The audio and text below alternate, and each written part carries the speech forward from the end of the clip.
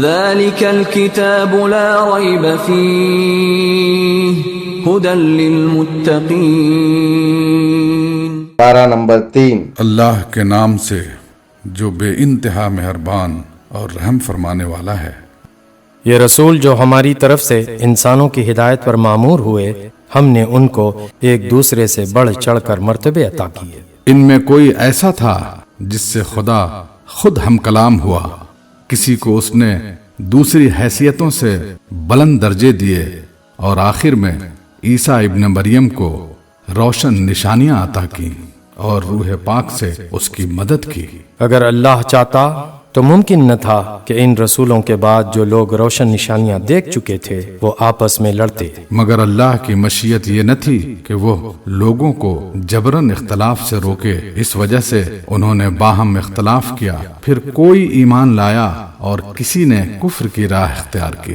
ہاں اللہ چاہتا تو وہ ہرگز نہ لڑتے، مگر اللہ جو چاہتا ہے کرتا ہے۔ اے لوگو جو ایمان لائے ہو، جو کچھ مال متاع ہم نے تم کو بخشا ہے اس میں سے خرچ کرو، قبل اس کے کہ وہ دن آئے جس میں نہ خرید و فروخت ہوگی، نہ دوستی کام آئے گی اور نہ سفارش چلے گی۔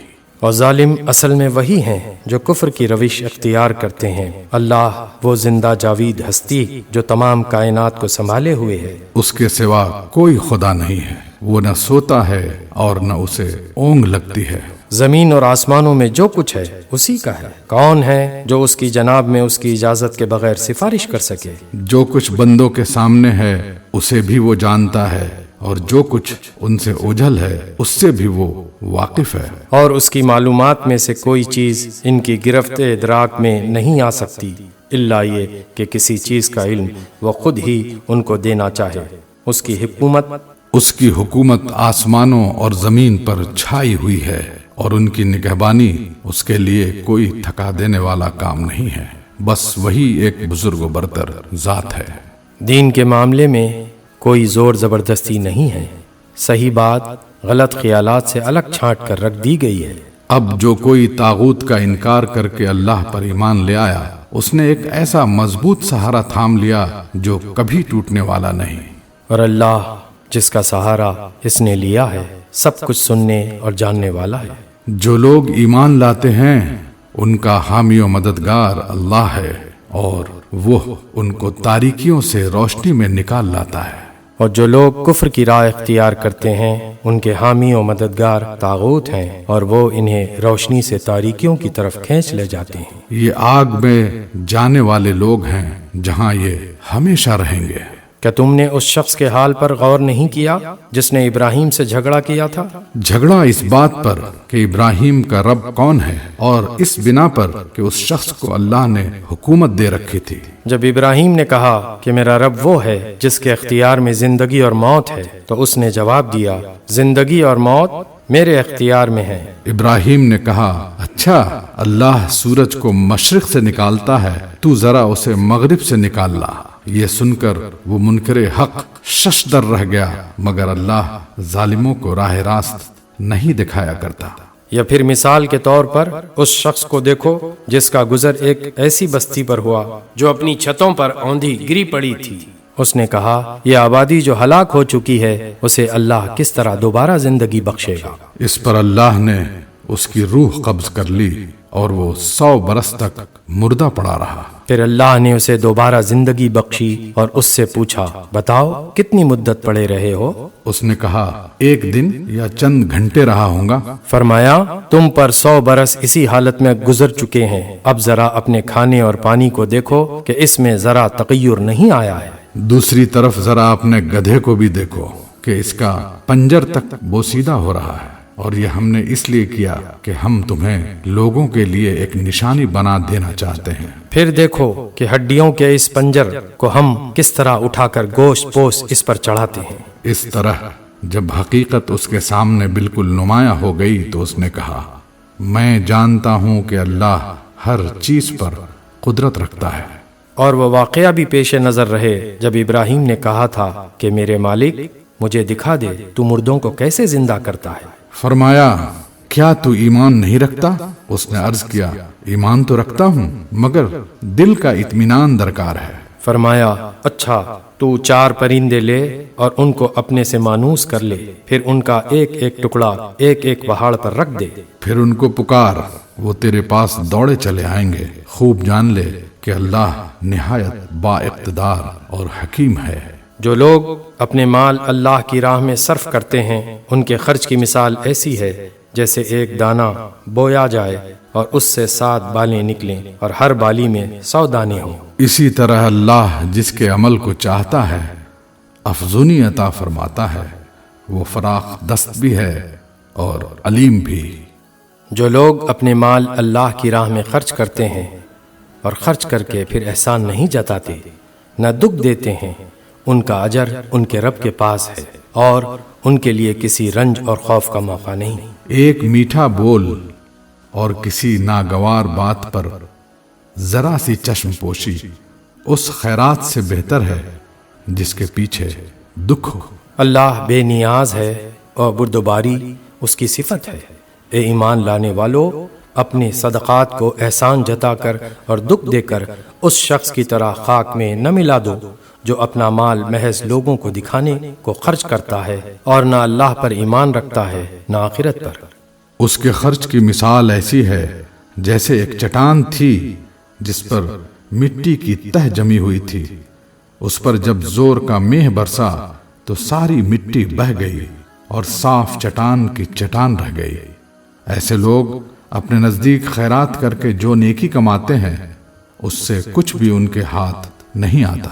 اور کافروں کو سیدھی راہ دکھانا اللہ کا دستور نہیں ہے، بخلاف اس کے جو لوگ اپنے مال محض اللہ کی رضا جوئی کے لیے دل کے پورے ثبات و قرار کے ساتھ خرچ کرتے ہیں، ان کے خرچ کی مثال ایسی ہے جیسے کسی سطح مرتفع پر ایک باغ ہو، اگر زور کی بارش ہو جائے تو 2 گنا پھل لائے، اور اگر زور کی بارش نہ بھی ہو تو ایک ہلکی پھوہار ہی اس کے لیے کافی ہو جائے۔ تم جو کچھ کرتے ہو سب اللہ کی نظر میں ہے۔ کیا تم میں سے کوئی یہ پسند کرتا ہے کہ اس کے پاس ایک ہرا بھرا باغ ہو، نہروں سے سیراب، کھجوروں اور انگوروں اور ہر قسم کے پھلوں سے لدا ہوا، اور وہ عین اس وقت ایک تیز بگولے کی زد میں آ کر جھلس جائے جبکہ وہ خود بوڑھا ہو اور اس کے کم سن بچے ابھی کسی لائق نہ ہو؟ اس طرح اللہ اپنی باتیں تمہارے سامنے بیان کرتا ہے، شاید کہ تم غور و فکر کرو۔ اے لوگو جو ایمان لائے ہو، جو مال تم نے کمائے ہیں اور جو کچھ ہم نے زمین سے تمہارے لیے نکالا ہے اس میں سے بہتر حصہ راہ خدا میں خرچ کرو۔ ایسا نہ ہو کہ اس کی راہ میں دینے کے لیے بری سے بری چیز چھانٹنے کی کوشش کرنے لگو، حالانکہ وہی چیز اگر کوئی تمہیں دے تو تم ہرگز اسے لینا گوارا نہ کرو گے، الا یہ کہ اس کو قبول کرنے میں تم اغماض برت جاؤ۔ تمہیں جان لینا چاہیے کہ اللہ بے نیاز ہے اور بہترین صفات سے متصف ہے۔ شیطان تمہیں مفلسی سے ڈراتا ہے اور شرمناک طرز عمل اختیار کرنے کی ترغیب دیتا ہے، مگر اللہ تمہیں اپنی بخشش اور فضل کی امید دلاتا ہے۔ اللہ بڑا فراخ دست اور دانا ہے، جس کو چاہتا ہے حکمت عطا کرتا ہے، اور جس کو حکمت ملی اسے حقیقت میں بڑی دولت مل گئی۔ ان باتوں سے صرف وہی لوگ سبق لیتے ہیں جو دانش مند ہیں۔ تم نے جو کچھ بھی خرچ کیا ہو اور جو نظر بھی مانی ہو، اللہ کو اس کا علم ہے اور ظالموں کا کوئی مددگار نہیں۔ اگر اپنے صدقات علانیہ دو تو یہ بھی اچھا ہے، لیکن اگر چھپا کر حاجت مندوں کو دو تو یہ تمہارے حق میں زیادہ بہتر ہے۔ تمہاری بہت سی برائیاں اس طرز عمل سے محو ہو جاتی ہیں، اور جو کچھ تم کرتے ہو اللہ کو بہرحال اس کی خبر ہے۔ اے نبی، لوگوں کو ہدایت بخش دینے کی ذمہ داری تم پر نہیں ہے، ہدایت تو اللہ ہی جسے چاہتا ہے بخشتا ہے۔ اور راہ خیر میں جو مال تم لوگ خرچ کرتے ہو وہ تمہارے اپنے لیے بھلا ہے۔ آخر تم اسی لیے تو خرچ کرتے ہو کہ اللہ کی رضا حاصل ہو، تو جو کچھ مال تم راہ خیر میں خرچ کرو گے اس کا پورا پورا اجر تمہیں دیا جائے گا اور تمہاری حق تلفی ہرگز نہ ہوگی۔ خاص طور پر مدد کے مستحق وہ تنگ دست لوگ ہیں جو اللہ کے کام میں ایسے گھر گئے ہیں کہ اپنی ذاتی کسب معاش کے لیے زمین میں کوئی دوڑ دھوپ نہیں کر سکتے۔ ان کی خودداری دیکھ کر ناواقف آدمی گمان کرتا ہے کہ یہ خوشحال ہیں، تم ان کے چہروں سے ان کی اندرونی حالت پہچان سکتے ہو، مگر وہ ایسے لوگ نہیں ہیں کہ لوگوں کے پیچھے پڑ کر کچھ مانگیں۔ ان کی اعانت میں جو کچھ مال تم خرچ کرو گے وہ اللہ سے پوشیدہ نہ رہے گا۔ جو لوگ اپنے مال شب و روز کھلے اور چھپے خرچ کرتے ہیں ان کا اجر ان کے رب کے پاس ہے، اور ان کے لیے کسی خوف اور رنج کا مقام نہیں۔ مگر جو لوگ سود کھاتے ہیں ان کا حال اس شخص کا سا ہوتا ہے جسے شیطان نے چھو کر باولا کر دیا ہو۔ اور اس حالت میں ان کے مبتلا ہونے کی وجہ یہ ہے کہ وہ کہتے ہیں تجارت بھی تو آخر سود ہی جیسی چیز ہے، حالانکہ اللہ نے تجارت کو حلال کیا ہے اور سود کو حرام۔ لہٰذا جس شخص کو اس کے رب کی طرف سے یہ نصیحت پہنچے اور آئندہ کے لیے وہ سود خوری سے باز آ جائے تو جو کچھ وہ پہلے کھا چکا سو کھا چکا، اس کا معاملہ اللہ کے حوالے ہے۔ اور جو اس حکم کے بعد پھر اسی حرکت کا اعادہ کرے وہ جہنمی ہے جہاں وہ ہمیشہ رہے گا۔ اللہ سود کا مٹ مار دیتا ہے اور صدقات کو نشو نما دیتا ہے، اور اللہ کسی ناشکر بد عمل انسان کو پسند نہیں کرتا۔ ہاں، جو لوگ ایمان لے آئیں اور نیک عمل کریں اور نماز قائم کریں اور زکوٰۃ دیں، ان کا اجر بے شک ان کے رب کے پاس ہے، اور ان کے لیے کسی خوف اور رنج کا موقع نہیں۔ اے لوگو جو ایمان لائے ہو، خدا سے ڈرو، اور جو کچھ تمہارا سود لوگوں پر باقی رہ گیا ہے اسے چھوڑ دو اگر واقعی تم ایمان لائے ہو۔ لیکن اگر تم نے ایسا نہ کیا تو آگاہ ہو جاؤ کہ اللہ اور اس کے رسول کی طرف سے تمہارے خلاف اعلان جنگ ہے۔ اب بھی توبہ کر لو اور سود چھوڑ دو تو اپنا اصل سرمایہ لینے کے تم حقدار ہو، نہ تم ظلم کرو نہ تم پر ظلم کیا جائے۔ تمہارا قرض دار تنگ دست ہو تو ہاتھ کھلنے تک اسے مہلت دو، اور جو صدقہ کر دو تو یہ تمہارے لیے زیادہ بہتر ہے اگر تم سمجھو۔ اس دن کی رسوائی و مصیبت سے بچو جبکہ تم اللہ کی طرف واپس ہوگے، وہاں ہر شخص کو اس کی کمائی ہوئی نیکی یا بدی کا پورا بدلہ مل جائے گا، اور کسی پر ظلم ہرگز نہ ہوگا۔ اے لوگو جو ایمان لائے ہو، جب کسی مقرر مدت کے لیے تم آپس میں قرض کا لین دین کرو تو اسے لکھ لیا کرو۔ فریقین کے درمیان انصاف کے ساتھ ایک شخص دستاویز تحریر کرے، جسے اللہ نے لکھنے پڑھنے کی قابلیت بخشی ہو، اسے لکھنے سے انکار نہ کرنا چاہیے۔ وہ لکھے اور املا وہ شخص کرائے جس پر حق آتا ہے، یعنی قرض لینے والا، اور اسے اللہ اپنے رب سے ڈرنا چاہیے کہ جو معاملہ طے ہوا ہو اس میں کوئی کمی پیشی نہ کرے۔ لیکن اگر قرض لینے والا خود نادان یا ضعیف ہو یا املا نہ کرا سکتا ہو تو اس کا ولی انصاف کے ساتھ املا کرائے۔ پھر اپنے مردوں میں سے 2 آدمیوں کی اس پر گواہی کرا لو، اور اگر 2 مرد نہ ہوں تو 1 مرد اور 2 عورتیں ہوں، تاکہ ایک بھول جائے تو دوسری اسے یاد دلا دے۔ یہ گواہ ایسے لوگوں میں سے ہونے چاہیے جن کی گواہی تمہارے درمیان مقبول ہو۔ گواہوں کو جب گواہ بننے کے لیے کہا جائے تو انہیں انکار نہ کرنا چاہیے۔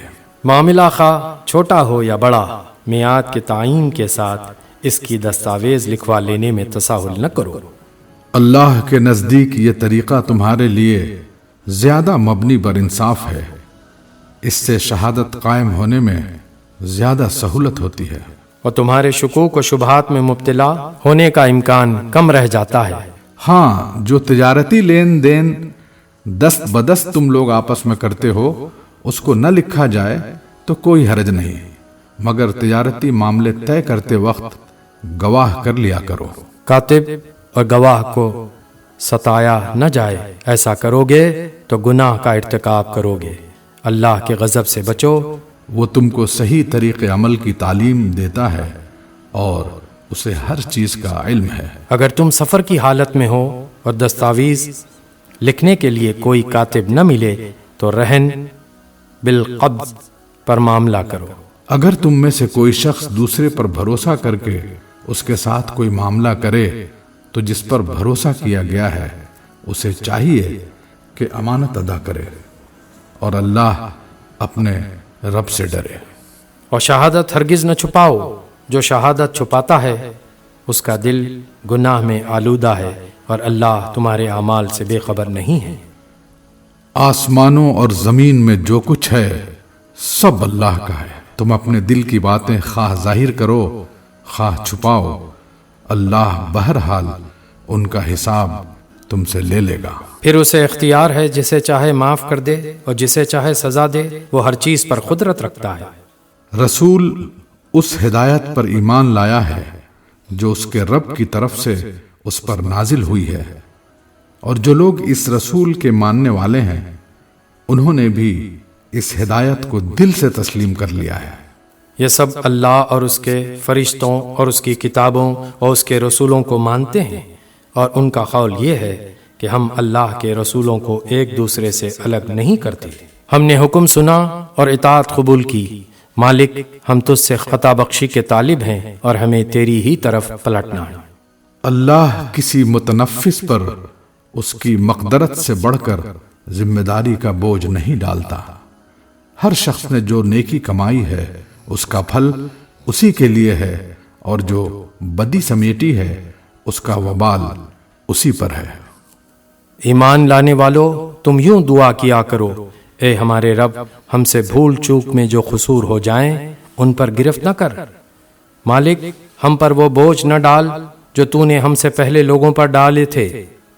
پروردگار، جس بار کو اٹھانے کی طاقت ہم میں نہیں ہے وہ ہم پر نہ رکھ، ہمارے ساتھ نرمی کر، ہم سے درگزر فرما، ہم پر رحم کر، تو ہمارا مولا ہے، کافروں کے مقابلے میں ہماری مدد کر۔ سورہ آل عمران سورہ نمبر 3۔ اللہ کے نام سے جو بے انتہا مہربان اور رحم فرمانے والا ہے۔ الف لام میم۔ اللہ وہ زندہ جاوید ہستی جو نظام کائنات کو سنبھالے ہوئے ہے، حقیقت میں اس کے سوا کوئی خدا نہیں ہے۔ اے نبی، اس نے تم پر یہ کتاب نازل کی جو حق لے کر آئی ہے اور ان کتابوں کی تصدیق کر رہی ہے جو پہلے سے آئی ہوئی تھیں۔ اس سے پہلے وہ انسانوں کی ہدایت کے لیے تورات اور انجیل نازل کر چکا ہے، اور اس نے وہ کسوٹی اتاری ہے جو حق اور باطل کا فرق دکھانے والی ہے۔ اب جو لوگ اللہ کے فرامین کو قبول کرنے سے انکار کریں ان کو یقیناً سخت سزا ملے گی۔ اللہ بے پناہ طاقت کا مالک ہے اور برائی کا بدلہ دینے والا ہے۔ زمین اور آسمان کی کوئی چیز اللہ سے پوشیدہ نہیں، وہی تو ہے جو تمہاری ماؤں کے پیٹ میں تمہاری صورتیں جیسی چاہتا ہے بناتا ہے، اس زبردست حکمت والے کے سوا کوئی اور خدا نہیں ہے۔ اے نبی، وہی خدا ہے جس نے یہ کتاب تم پر نازل کی ہے۔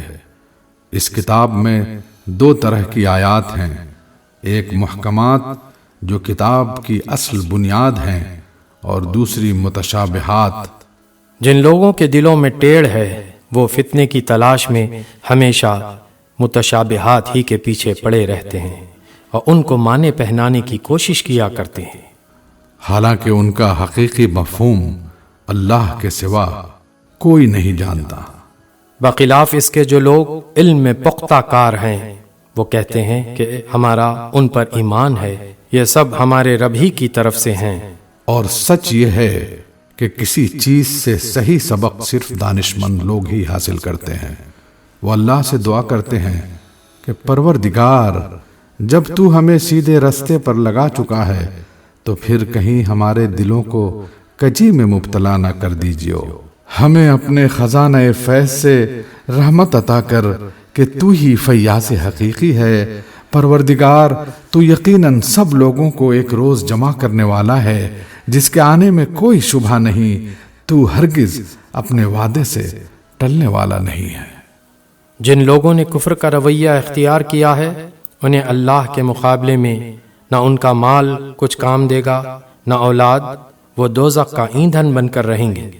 ان کا انجام ویسا ہی ہوگا جیسا فرعون کے ساتھیوں اور ان سے پہلے کے نافرمانوں کا ہو چکا ہے کہ انہوں نے آیات الہی کو جھٹلایا، نتیجہ یہ ہوا کہ اللہ نے ان کے گناہوں پر انہیں پکڑ لیا، اور حق یہ ہے کہ اللہ سخت سزا دینے والا ہے۔ پس اے نبی، جن لوگوں نے تمہاری دعوت کو قبول کرنے سے انکار کر دیا ہے ان سے کہہ دو کہ قریب ہے وہ وقت جب تم مغلوب ہو جاؤ گے اور جہنم کی طرف ہانکے جاؤ گے، اور جہنم بڑا ہی برا ٹھکانہ ہے۔ تمہارے لیے ان دو گروہوں میں ایک نشان عبرت تھا جو بدر میں ایک دوسرے سے نبرد آزما ہوئے۔ ایک گروہ اللہ کی راہ میں لڑ رہا تھا اور دوسرا گروہ کافر تھا۔ دیکھنے والے بچشمے سر دیکھ رہے تھے کہ کافر گروہ مومن گروہ سے دو چند ہے، مگر نتیجے نے ثابت کر دیا کہ اللہ اپنی فتح و نصرت سے جس کو چاہتا ہے مدد دیتا ہے۔ دیدہ بینا رکھنے والوں کے لیے اس میں بڑا سبق پوشیدہ ہے۔ لوگوں کے لیے مرغوبات نفس، عورتیں، اولاد، سونے چاندی کے ڈھیر، چیدہ گھوڑے، مویشی اور زرعی زمینیں بڑی خوشائند بنا دی گئی ہیں، مگر یہ سب دنیا کی چند روزہ زندگی کے سامان ہیں۔ حقیقت میں جو بہتر ٹھکانہ ہے وہ تو اللہ کے پاس ہے۔ کہو میں تمہیں بتاؤں کہ ان سے زیادہ اچھی چیز کیا ہے؟ جو لوگ تقوی کی روش اختیار کریں ان کے لیے ان کے رب کے پاس باغ ہیں جن کے نیچے نہریں بہتی ہوں گی، وہاں انہیں ہمیشگی کی زندگی حاصل ہوگی، پاکیزہ بیویاں ان کی رفیق ہوں گی، اور اللہ کی رضا سے وہ سرفراز ہوں گے۔ اللہ اپنے بندوں کے رویے پر گہری نظر رکھتا ہے۔ یہ وہ لوگ ہیں جو کہتے ہیں کہ مالک ہم ایمان لائے، ہماری خطاؤں سے درگزر فرما اور ہمیں آتش دوزخ سے بچا لے۔ یہ لوگ صبر کرنے والے ہیں، راست باز ہیں، فرما بردار اور فیاض ہیں، اور رات کی آخری گھڑیوں میں اللہ سے مغفرت کی دعائیں مانگا کرتے ہیں۔ اللہ نے خود اس بات کی شہادت دی ہے کہ اس کے سوا کوئی خدا نہیں ہے، اور فرشتے اور سب اہل علم بھی راستی اور انصاف کے ساتھ اس پر گواہ ہیں کہ اس زبردست حکیم کے سوا فی الواقع کوئی خدا نہیں ہے۔ اللہ کے نزدیک دین صرف اسلام ہے۔ اس دین سے ہٹ کر جو مختلف طریقے ان لوگوں نے اختیار کیے جنہیں کتاب دی گئی تھی، ان کے اس طرز عمل کی کوئی وجہ اس کے سوا نہ تھی کہ انہوں نے علم آ جانے کے بعد آپس میں ایک دوسرے پر زیادتی کرنے کے لیے ایسا کیا، اور جو کوئی اللہ کے احکام و ہدایات کی اطاعت سے انکار کر دے اللہ کو اس سے حساب لیتے کچھ دیر نہیں لگتی۔ اب اگر اے نبی یہ لوگ تم سے جھگڑا کریں تو ان سے کہو میں نے اور میرے پیرووں نے تو اللہ کے آگے سر تسلیم خم کر دیا ہے، پھر اہل کتاب اور غیر اہل کتاب دونوں سے پوچھو کیا تم نے بھی اس کی اطاعت و بندگی قبول کی؟ اگر کی تو وہ راہ راست پا گئے، اور اگر اس سے منہ موڑا تو تم پر صرف پیغام پہنچا دینے کی ذمہ داری تھی۔ آگے اللہ خود اپنے بندوں کے معاملات دیکھنے والا ہے۔ جو لوگ اللہ کے احکام و ہدایات کو ماننے سے انکار کرتے ہیں اور اس کے پیغمبروں کو ناحق قتل کرتے ہیں، اور ایسے لوگوں کی جان کے در پہ ہو جاتے ہیں جو خلق خدا میں سے عدل و راستی کا حکم دینے کے لیے اٹھیں، ان کو دردناک سزا کی خوشخبری سنا دو۔ یہ وہ لوگ ہیں جن کے اعمال دنیا اور آخرت دونوں میں ضائع ہو گئے، اور ان کا مددگار کوئی نہیں ہے۔ تم نے دیکھا نہیں کہ جن لوگوں کو کتاب کے علم میں سے کچھ حصہ ملا ہے تو ان کا حال کیا ہے؟ انہیں جب کتاب الہی کی طرف بلایا جاتا ہے تاکہ وہ ان کے درمیان فیصلہ کرے تو ان میں سے ایک فریق اس سے پہلو تہی کرتا ہے اور اس فیصلے کی طرف آنے سے منہ پھیر جاتا ہے۔ ان کا یہ طرز عمل اس وجہ سے ہے کہ وہ کہتے ہیں آتش دوزخ تو ہمیں مس تک نہ کرے گی، اور اگر دوزخ کی سزا ہم کو ملے گی بھی تو بس چند روز۔ ان کے خود ساختہ عقیدوں نے ان کو اپنے دین کے معاملے میں بڑی غلط فہمیوں میں ڈال رکھا ہے، مگر کیا بنے گی ان پر جب ہم انہیں اس روز جمع کریں گے جس کا آنا یقینی ہے۔ اس روز ہر شخص کو اس کی کمائی کا بدلہ پورا پورا دے دیا جائے گا اور کسی پر ظلم نہ ہوگا۔ کہو خدایا ملک کے مالک، تو جسے چاہے حکومت دے اور جس سے چاہے چھین لے، جسے چاہے عزت بخشے اور جس کو چاہے ذلیل کر دے، بھلائی تیرے اختیار میں ہے، بے شک تو ہر چیز پر قادر ہے۔ رات کو دن میں پروتا ہوا لے آتا ہے اور دن کو رات میں، بے جان میں سے جاندار کو نکالتا ہے اور جاندار میں سے بے جان کو، اور جسے چاہتا ہے بے حساب رزق دیتا ہے۔ مومنین اہل ایمان کو چھوڑ کر کافروں کو اپنا رفیق اور یار و مددگار ہرگز نہ بنائیں۔ جو ایسا کرے گا اس کا اللہ سے کوئی تعلق نہیں۔ ہاں، یہ معاف ہے کہ تم ان کے ظلم سے بچنے کے لیے بظاہر ایسا طرز عمل اختیار کر جاؤ، مگر اللہ تمہیں اپنے آپ سے ڈراتا ہے اور تمہیں اسی کی طرف پلٹ کر جانا ہے۔ اے نبی، لوگوں کو خبردار کر دو کہ تمہارے دلوں میں جو کچھ ہے اسے خواہ تم چھپاؤ یا ظاہر کرو، اللہ بہرحال اسے جانتا ہے۔ زمین اور آسمانوں کی کوئی چیز اس کے علم سے باہر نہیں ہے، اور اس کا اقتدار ہر چیز پر حاوی ہے۔ وہ دن آنے والا ہے جب ہر نفس اپنے کیے کا پھل حاضر پائے گا، خواہ اس نے بھلائی کی ہو یا برائی۔ اس روز آدمی یہ تمنا کرے گا کہ کاش ابھی یہ دن اس سے بہت دور ہوتا۔ اللہ تمہیں اپنے آپ سے ڈراتا ہے اور وہ اپنے بندوں کا نہایت خیر خواہ ہے۔ اے نبی، لوگوں سے کہہ دو کہ اگر تم حقیقت میں اللہ سے محبت رکھتے ہو تو میری پیروی اختیار کرو، اللہ تم سے محبت کرے گا اور تمہاری خطاؤں سے درگزر فرمائے گا، جو بڑا معاف کرنے والا اور رحیم ہے۔ ان سے کہو کہ اللہ اور رسول کی اطاعت قبول کرو، پھر اگر وہ تمہاری یہ دعوت قبول نہ کریں تو یقیناً یہ ممکن نہیں ہے کہ اللہ ایسے لوگوں سے محبت کرے جو اس کی اور اس کے رسول کی اطاعت سے انکار کرتے ہوں۔ اللہ نے آدم اور نوح اور آل ابراہیم اور آل عمران کو تمام دنیا والوں پر ترجیح دے کر اپنی رسالت کے لیے منتخب کیا تھا۔ یہ ایک سلسلے کے لوگ تھے جو ایک دوسرے کی نسل سے پیدا ہوئے تھے۔ اللہ سب کچھ سنتا اور جانتا ہے۔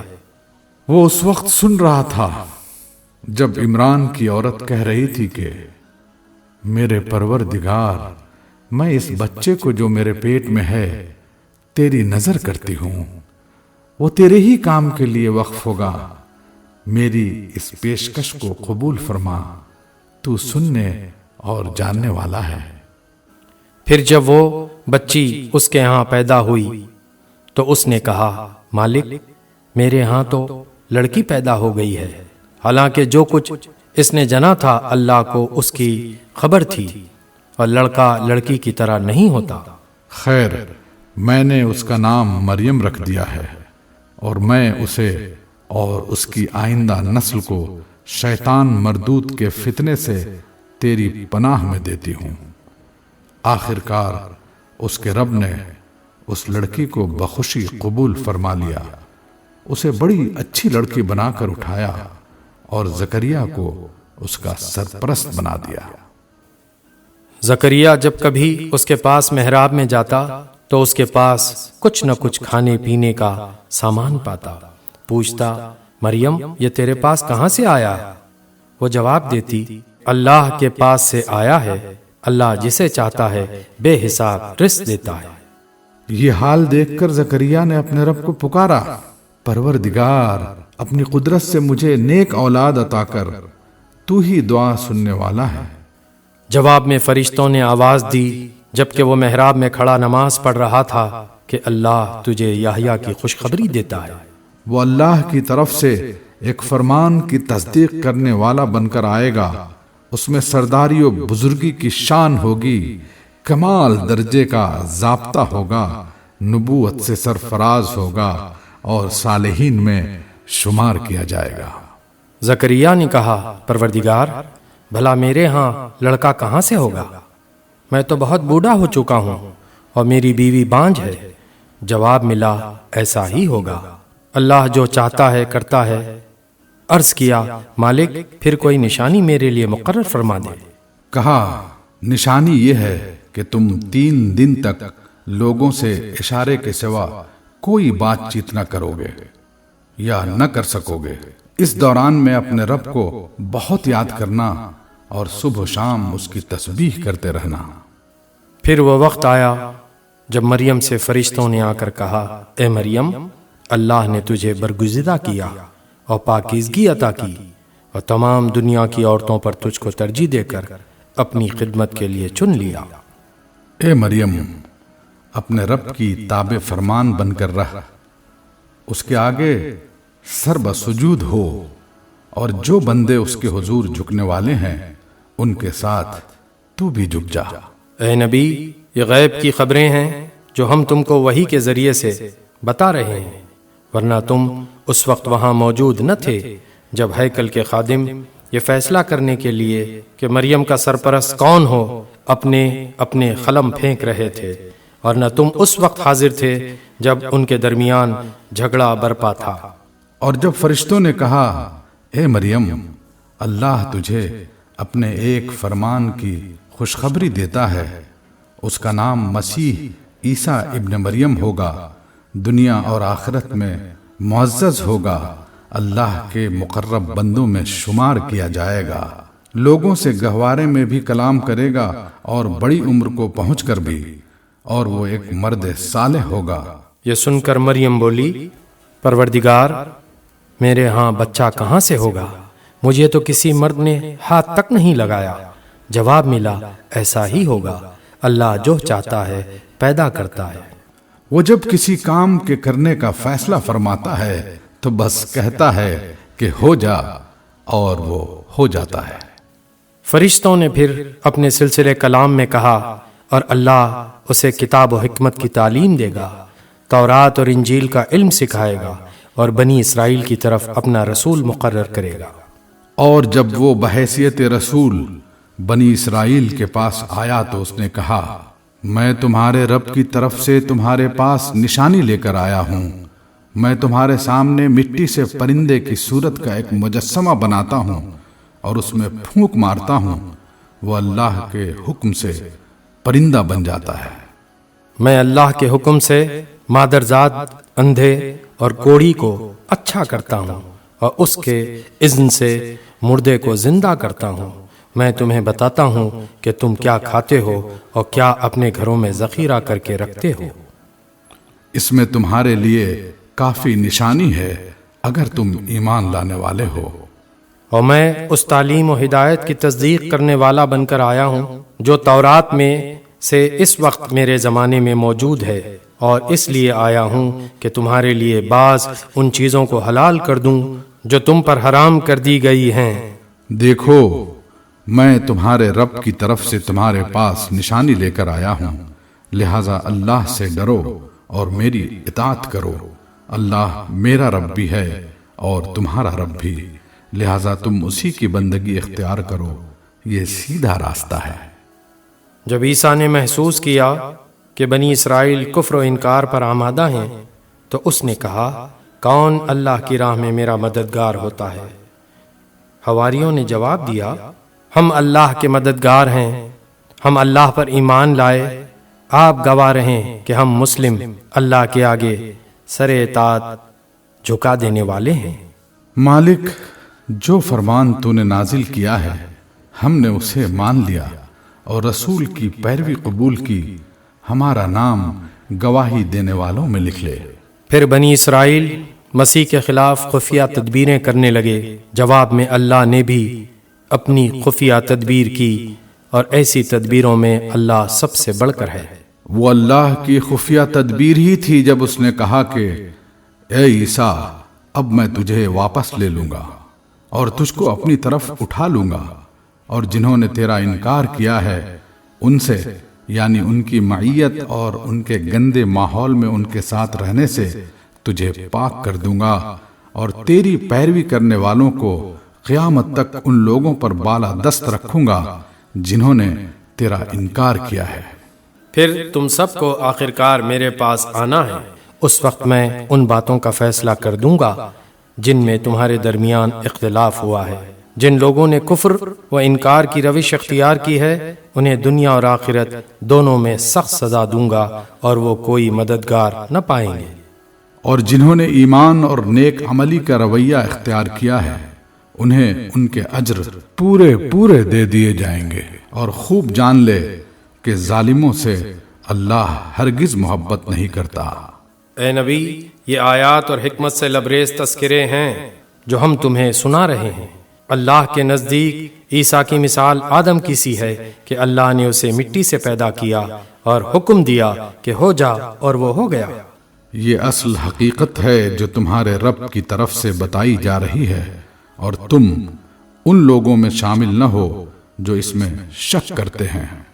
یہ علم آ جانے کے بعد اب جو کوئی اس معاملے میں تم سے جھگڑا کرے تو اے نبی اس سے کہو کہ آؤ ہم اور تم خود بھی آ جائیں اور اپنے اپنے بال بچوں کو بھی لے آئیں اور خدا سے دعا کریں کہ جو جھوٹا ہو اس پر خدا کی لعنت ہو۔ یہ بالکل صحیح واقعات ہیں، اور حقیقت یہ ہے کہ اللہ کے سوا کوئی خداوند نہیں ہے، اور وہ اللہ ہی کی ہستی ہے جس کی طاقت سب سے بالا اور جس کی حکمت نظام عالم میں کار فرما ہے۔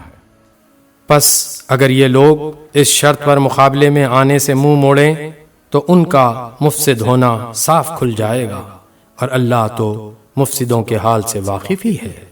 اے نبی کہو، اے اہل کتاب، آؤ ایک ایسی بات کی طرف جو ہمارے اور تمہارے درمیان یکساں ہے، یہ کہ ہم اللہ کے سوا کسی کی بندگی نہ کریں، اس کے ساتھ کسی کو شریک نہ ٹھہرائیں، اور ہم میں سے کوئی اللہ کے سوا کسی کو اپنا رب نہ بنا لے۔ اس دعوت کو قبول کرنے سے اگر وہ منہ موڑیں تو صاف کہہ دو کہ گواہ رہو ہم تو مسلم صرف خدا کی بندگی و اطاعت کرنے والے ہیں۔ اے اہل کتاب، تم ابراہیم کے دین کے بارے میں کیوں جھگڑا کرتے ہو؟ تورات اور انجیل تو ابراہیم کے بعد ہی نازل ہوئی ہیں، پھر کیا تم اتنی بات بھی نہیں سمجھتے؟ تم لوگ جن چیزوں کا علم رکھتے ہو ان میں تو خوب بحثیں کر چکے، اب ان معاملات میں کیوں بحث کرنے چلے ہو جن کا تمہارے پاس کچھ بھی علم نہیں؟ اللہ جانتا ہے، تم نہیں جانتے۔ ابراہیم نہ یہودی تھا نہ عیسائی، بلکہ وہ تو ایک مسلم یکسو تھا، اور وہ ہرگز مشرکوں میں سے نہ تھا۔ ابراہیم سے نسبت رکھنے کا سب سے زیادہ حق اگر کسی کو پہنچتا ہے تو ان لوگوں کو پہنچتا ہے جنہوں نے اس کی پیروی کی، اور اب یہ نبی اور اس کے ماننے والے اس نسبت کے زیادہ حقدار ہیں۔ اللہ صرف انہی کا حامی و مددگار ہے جو ایمان رکھتے ہوں۔ اے ایمان لانے والو، اہل کتاب میں سے ایک گروہ چاہتا ہے کہ کسی طرح تمہیں راہ راست سے ہٹا دے، حالانکہ در حقیقت وہ اپنے سوا کسی کو گمراہی میں نہیں ڈال رہے ہیں، مگر انہیں اس کا شعور نہیں ہے۔ اے اہل کتاب، کیوں اللہ کی آیات کا انکار کرتے ہو حالانکہ تم خود ان کا مشاہدہ کر رہے ہو؟ اے اہل کتاب، کیوں حق کو باطل کا رنگ چڑھا کر مشتبہ بناتے ہو؟ کیوں جانتے بوجھتے حق کو چھپاتے ہو؟ اہل کتاب میں سے ایک گروہ وہ کہتا ہے کہ اس نبی کو ماننے والوں پر جو کچھ نازل ہوا ہے اس پر صبح ایمان لاؤ اور شام کو اس سے انکار کر دو، شاید اس ترکیب سے یہ لوگ اپنے ایمان سے پھر جائیں۔ نیز یہ لوگ آپس میں کہتے ہیں کہ اپنے مذہب والے کے سوا کسی کی بات نہ مانو۔ اے نبی، ان سے کہہ دو کہ اصل میں ہدایت تو اللہ کی ہدایت ہے، اور یہ اسی کا دین ہے کہ کسی کو وہی کچھ دے دیا جائے جو کبھی تم کو دیا گیا تھا، یا یہ کہ دوسروں کو تمہارے رب کے حضور پیش کرنے کے لیے تمہارے خلاف قوی حجت مل جائے۔ اے نبی، ان سے کہو کہ فضل و شرف اللہ کے اختیار میں ہے، جسے چاہے عطا فرمائے، وہ وسیع النظر ہے۔ اور سب کچھ جانتا ہے، اپنی رحمت کے لیے جس کو چاہتا ہے مخصوص کر لیتا ہے، اور اس کا فضل بہت بڑا ہے۔ اہل کتاب میں کوئی تو ایسا ہے کہ اگر تم اس کے اعتماد پر مال و دولت کا ایک ڈھیر بھی دے دو تو وہ تمہارا مال تمہیں ادا کر دے گا، اور کسی کا حال یہ ہے کہ اگر تم ایک دینار کے معاملے میں بھی اس پر بھروسہ کرو تو وہ ادا نہ کرے گا، الا یہ کہ تم اس کے سر پر سوار ہو جاؤ۔ ان کی اس اخلاقی حالت کا سبب یہ ہے کہ وہ کہتے ہیں امیوں غیر یہودی لوگوں کے معاملے میں ہم پر کوئی مواخذہ نہیں ہے، اور یہ بات وہ محض جھوٹ گھڑ کر اللہ کی طرف منسوب کرتے ہیں، حالانکہ انہیں معلوم ہے کہ اللہ نے ایسی کوئی بات نہیں فرمائی ہے۔ آخر کیوں ان سے باز پرس نہ ہوگی؟ جو بھی اپنے عہد کو پورا کرے گا اور برائی سے بچ کر رہے گا وہ اللہ کا محبوب بنے گا، کیونکہ پرہیزگار لوگ اللہ کو پسند ہیں۔ رہے وہ لوگ جو اللہ کے عہد اور اپنی قسموں کو تھوڑی قیمت پر بیچ ڈالتے ہیں تو ان کے لیے آخرت میں کوئی حصہ نہیں۔ اللہ قیامت کے روز نہ ان سے بات کرے گا، نہ ان کی طرف دیکھے گا، اور نہ انہیں پاک کرے گا، بلکہ ان کے لیے تو سخت دردناک سزا ہے۔ ان میں کچھ لوگ ایسے ہیں جو کتاب پڑھتے ہوئے اس طرح زبان کا الٹ پھیر کر دیتے ہیں کہ تم سمجھو جو کچھ وہ پڑھ رہے ہیں وہ کتاب ہی کی عبارت ہے، حالانکہ وہ کتاب کی عبارت نہیں ہوتی۔ وہ کہتے ہیں کہ یہ جو کچھ ہم پڑھ رہے ہیں یہ خدا کی طرف سے ہے، حالانکہ وہ خدا کی طرف سے نہیں ہوتا۔ وہ جان بوجھ کر جھوٹ بات اللہ کی طرف منسوب کر دیتے ہیں۔ کسی انسان کا یہ کام نہیں ہے کہ اللہ تو اس کو کتاب اور حکم اور نبوت عطا فرمائے اور وہ لوگوں سے کہے کہ اللہ کے بجائے تم میرے بندے بن جاؤ، جیسا کہ اس کتاب کی تعلیم کا تقاضا ہے جسے تم پڑھتے اور پڑھاتے ہو۔ وہ تم سے ہرگز یہ نہ کہے گا کہ فرشتوں کو یا پیغمبروں کو اپنا رب بنا لو۔ کیا یہ ممکن ہے کہ ایک نبی تمہیں کفر کا حکم دے جبکہ تم مسلم ہو؟ یاد کرو اللہ نے پیغمبروں سے عہد لیا تھا کہ آج میں نے تمہیں کتاب اور حکمت و دانش سے نوازا ہے، کل اگر کوئی دوسرا رسول تمہارے پاس اسی تعلیم کی تصدیق کرتا ہوا آئے جو پہلے سے تمہارے پاس موجود ہے تو تم کو اس پر ایمان لانا ہوگا اور اس کی مدد کرنی ہوگی۔ یہ ارشاد فرما کر اللہ نے پوچھا، کیا تم اس کا اقرار کرتے ہو اور اس پر میری طرف سے عہد کی بھاری ذمہ داری اٹھاتے ہو؟ انہوں نے کہا، ہاں ہم اقرار کرتے ہیں۔ اللہ نے فرمایا، اچھا تو گواہ رہو اور میں بھی تمہارے ساتھ گواہ ہوں۔ اس کے بعد جو اپنے عہد سے پھر جائے وہی فاسق ہے۔ اب کیا یہ لوگ اللہ کی اطاعت کا طریقہ دین اللہ چھوڑ کر کوئی اور طریقہ چاہتے ہیں؟ حالانکہ آسمان اور زمین کی ساری چیزیں چاروں ناچار اللہ ہی کی تابع فرمان مسلم ہیں اور اسی کی طرف سب کو پلٹنا ہے۔ اے نبی، کہو کہ ہم اللہ کو مانتے ہیں، اس تعلیم کو مانتے ہیں جو ہم پر نازل کی گئی ہے، ان تعلیمات کو بھی مانتے ہیں جو ابراہیم، اسماعیل، اسحاق، یعقوب اور اولاد یعقوب پر نازل ہوئی تھیں، اور ان ہدایت پر بھی ایمان رکھتے ہیں جو موسیٰ اور عیسیٰ اور دوسرے پیغمبروں کو ان کے رب کی طرف سے دی گئی۔ ہم ان کے درمیان فرق نہیں کرتے اور ہم اللہ کے تابع فرمان مسلم ہیں۔ اس فرما برداری اسلام کے سوا جو شخص کوئی اور طریقہ اختیار کرنا چاہے اس کا وہ طریقہ ہرگز قبول نہ کیا جائے گا اور آخرت میں وہ ناکام و نامراد رہے گا۔ کیسے ہو سکتا ہے کہ اللہ ان لوگوں کو ہدایت بخشے جنہوں نے نعمت ایمان پا لینے کے بعد پھر کفر اختیار کیا، حالانکہ وہ خود اس بات پر گواہی دے چکے ہیں کہ یہ رسول حق پر ہے اور ان کے پاس روشن نشانیاں بھی آ چکی ہیں۔ اللہ ظالموں کو تو ہدایت نہیں دیا کرتا۔ ان کے ظلم کا صحیح بدلہ یہی ہے کہ ان پر اللہ اور فرشتوں اور تمام انسانوں کی پھٹکار ہے۔ اسی حالت میں وہ ہمیشہ رہیں گے، نہ ان کی سزا میں تخفیف ہوگی اور نہ انہیں مہلت دی جائے گی۔ البتہ وہ لوگ بچ جائیں گے جو اس کے بعد توبہ کر کے اپنے طرز عمل کی اصلاح کر لیں اللہ بخشنے والا اور رحم فرمانے والا ہے۔ مگر جن لوگوں نے ایمان لانے کے بعد کفر اختیار کیا پھر اپنے کفر میں بڑھتے چلے گئے، ان کی توبہ ہرگز قبول نہ ہوگی۔ ایسے لوگ تو پکے گمراہ ہیں۔ یقین رکھو جن لوگوں نے کفر اختیار کیا اور کفر ہی کی حالت میں جان دی، ان میں سے کوئی اگر اپنے آپ کو سزا سے بچانے کے لیے روئے زمین بھر کر بھی سونا فدیہ میں دے تو اسے قبول نہ کیا جائے گا۔ ایسے لوگوں کے لیے دردناک سزا تیار ہے اور وہ اپنا کوئی مددگار نہ پائیں گے۔